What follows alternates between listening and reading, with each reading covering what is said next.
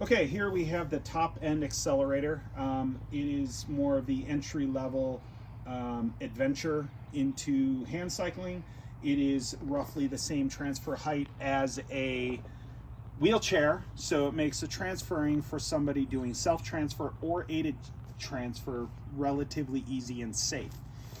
First off, it does have the option of changing your crank arm length, as well as different styles of adaptations to go into it for grip assistance if needed.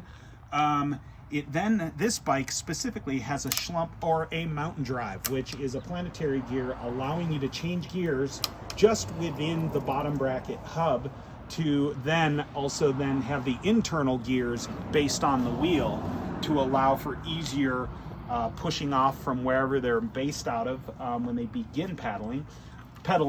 This bike also has a shift assist, so somebody with poor grip has the ability to change gears on a grip shift relatively easy without need of hand grip. For the participant to self-transfer, if they are a strong self-transfer, if they display a good weight shift, we then work them through how to get themselves into the bike by changing angle, getting leg in. I'm also being aware of what my seating is, so that we want to think about skin care. Any place that's a pressure sore sort of inhibitor, we want to think about. We don't want to exacerbate past skin care issues if somebody has had pressure sores or recovering from pressure sores or have an active sore. We need to be aware so that we can address rub or further issues to make the matters worse. So the participant will get themselves to the base of their chair after they have their parking brakes in. It is at an angle with the bike.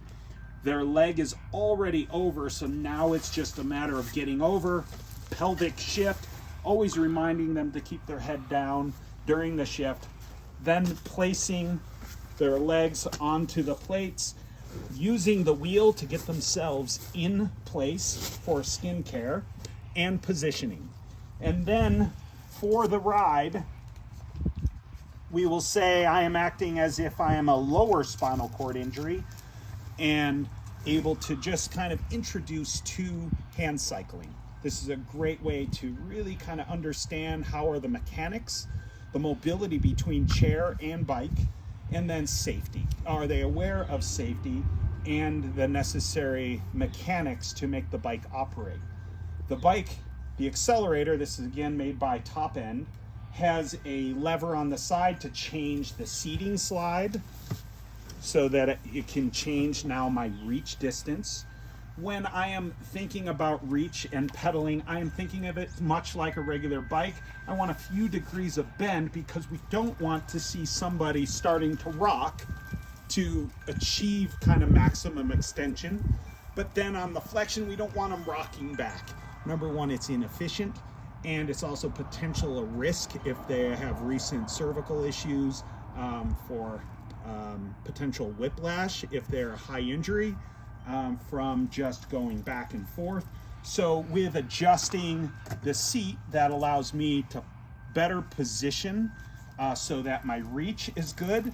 And with a hand cycle, we like to say you can get a higher rate or cadence, which is less muscular power, and it's more based on endurance. And specifically, the higher the injury, the less power system that you have between your lats or your ribs on up to your shoulder, your traps, and then your tricep bicep region. So hand cycling, we like to make sure it stays calm, head stays nice and relaxed, and you're not seeing these indicators that it's strenuous. Again, the higher the injury, the more you're going to see. So we want to focus on everything from body language on what is strain and stress, because we want to always increase the happy and the fun factor instead of giving them more reasons to say, hey, biking is too hard for me. So gear selection, position and posture, safety for skin care, transfer safety for locking out brakes and strapping of feet so they don't bounce off during the ride. And then you can add additional gait belts or chest belts to further limit how much they slide or bounce around on the bike, again, depending on injury level and illness.